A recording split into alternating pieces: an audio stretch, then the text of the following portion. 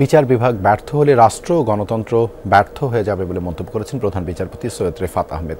সকালে রাজধানীর একটি হোটেলের সেন্টার ফর গভর্নেন্স স্টাডিজের উদ্যোগে আয়োজিত বে অব বেঙ্গল কনভারসেশনে লিখিত বক্তব্যে তিনি কথা বলেন। প্রধান বিচারপতি বলেন, বিচার বিভাগ ব্যর্থ হলে সংবিধান নির্বাক হয়ে যায়। শুধুমাত্র সিটি ব্যাংকে অ্যাকাউন্ট থাকলেই করতে পারবেন গুগল পে। তাই অ্যাকাউন্ট খুলুন আজই।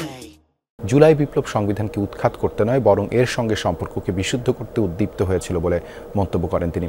অনুষ্ঠানে পররাষ্ট্র উপদেষ্টা তৌহিদ হোসেন বলেন, দায়িত্ব নেয়ার পর জাতীয় স্বার্থকে প্রাধান্য দিয়ে কেবল বঙ্গোপসাগরীয় নয়, বিশ্বের বড় দেশগুলোর সঙ্গে সম্পর্ক উন্নয়ন করে যাচ্ছে সরকার। বলেন, রোহিঙ্গা একটি বড় সমস্যা। এই অঞ্চলের নিরাপত্তা বিবেচনায় এই সমস্যা সমাধানে উদ্যোগ নিতে হবে। চতুর্থবারের মতো আয়োজিত এই কনভারসেশনে বিশ্বের প্রায় 85 দেশের প্রায় 1000 প্রতিনিধি অংশ নিয়েছেন। Awakening of July 2024 stands out as a moment of rare clarity.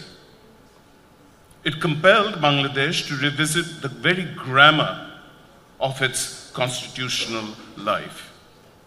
Bangladesh chooses to be an active, sovereign and responsible player. We will engage robustly, speak firmly when needed, and partner productively, always with an eye on national interest and regional stability.